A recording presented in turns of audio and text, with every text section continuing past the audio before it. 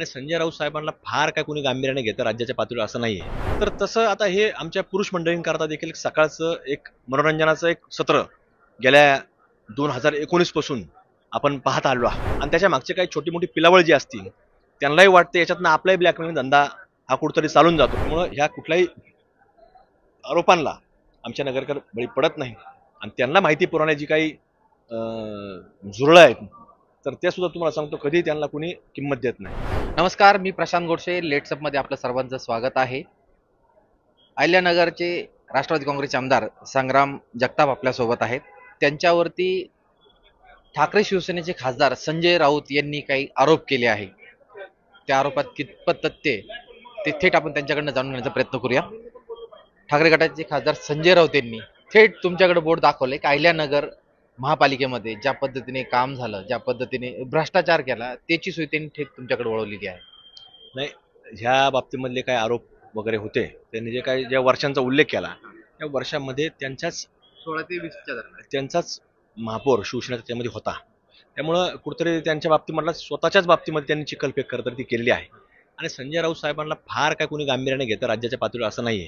कारण की जसं मी सांगितलं की सायंकाळच्या वेळेला जसं आमच्या माता भगिनींकरता मालिकांची व्यवस्था असते आणि त्यातनं काही जाहिराती मग मध्यंतरामध्ये जाहिरातीतून एक पैसा त्या मालिकावाल्यांना मिळत असतो, डायरेक्टरला, प्रोड्युसरला, त्या कंपनीला।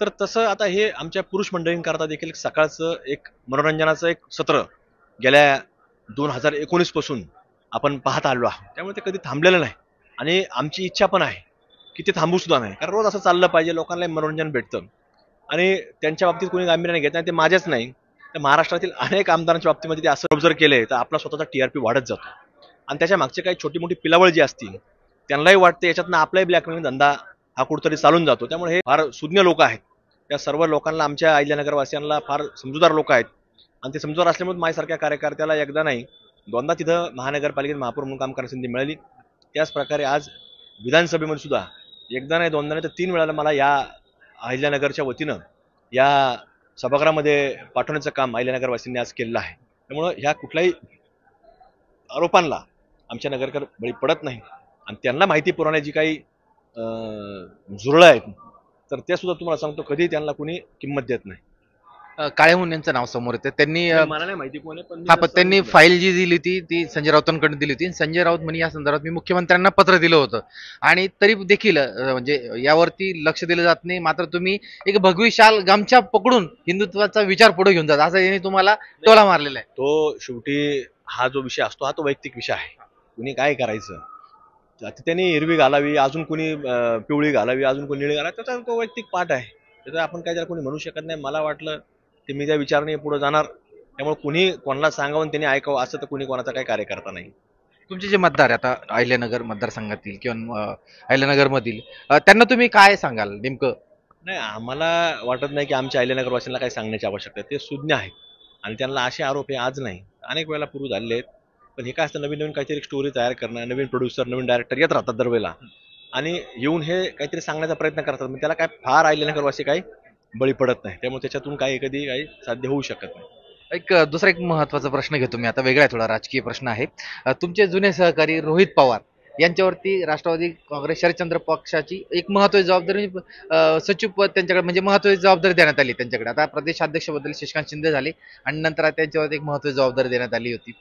याकडे कसं पाहता तुम्ही? नाही, आता शेवटी त्यांचा पक्ष वेगळा आहे, व्यासपीठ वेगळा, त्यामुळे मी काय त्याच्याकडे अजून काय म्हणजे पाहिलेलं नाही, त्याच्यावर मी काय प्रतिक्रिया देणं उचित नाही। आणि येत्या काळामध्ये जर आपण विचार केला तर अहिल्यानगरसाठी तुम्ही अनेक मुद्दे आता सभागृहात उपस्थित करताय, अनेक प्रश्न उपस्थित करताय, मात्र ज्या पद्धतीने विरोधक तुम्हाला वारंवार का टार्गेट करताय, तुम्हाला काय वाटतं नेमकं? नाही, हे चालूच असतं, हे काय मला नाही, हे राज्यात असू, देशात असू, हे सगळ्या ठिकाणी असंच चालतं।